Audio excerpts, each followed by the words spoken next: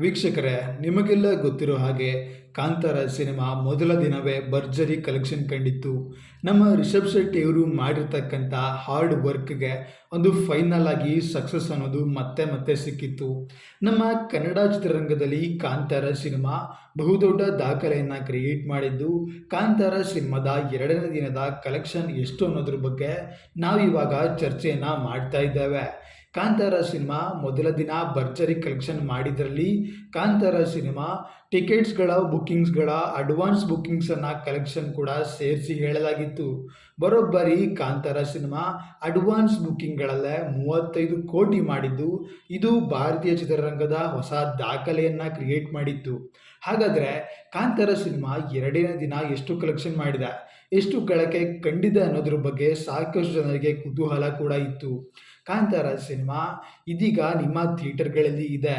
ಕಾಂತಾರ ಸಿನಿಮಾನ ನೀವು ಬುಕ್ ಮೈ ಶೋದಲ್ಲಿ ಯಾವುದೇ ಆನ್ಲೈನ್ ಆ್ಯಪ್ಗಳಲ್ಲಿ ಕೂಡ ಬುಕ್ ಮಾಡಿಕೊಂಡು ಸಿನಿಮಾನ ಥಿಯೇಟರ್ಗೆ ಹೋಗಿ ನೋಡಿ.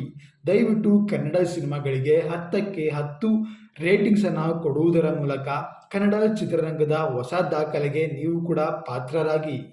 ನಿಮಗೆಲ್ಲ ಗೊತ್ತಿರೋ ಹಾಗೆ ಕನ್ನಡ ಚಿತ್ರರಂಗದಲ್ಲಿ KGF ಚಾಪ್ಟರ್ 2 ಸಿನಿಮಾ ಬಹುದೊಡ್ಡ ಕಲೆಕ್ಷನ್ನ ಮಾಡಿ 1000 ಕೋಟಿ ದಾಖಲೆಯನ್ನು ಕ್ರಿಯೇಟ್ ಮಾಡಿತ್ತು. ಹಾಗೆ ಬಹು ದಾಖಲೆಗಳನ್ನು ಕೂಡ ಉಡೀಸ್ ಮಾಡಿತ್ತು. KGF ಚಾಪ್ಟರ್ 3ಗೆ ಕೂಡ ಅಷ್ಟೇ ಡಿಮ್ಯಾಂಡ್ ಇದೆ.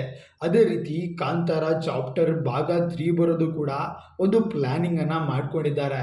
ಸದ್ಯಕ್ಕೆ ಕಾಂತಾರ ಸಿನಿಮಾ KGF ದಾಖಲೆಗಳನ್ನು ಕೂಡ ಉಡೀಸ್ ಮಾಡಿದ್ದು ಕಾಂತಾರ ಸಿನಿಮಾ ತನ್ನದೇ ಆದ ಹೊಸ ದಾಖಲೆಗಳನ್ನು ಕ್ರಿಯೇಟ್ ಮಾಡಿದೆ.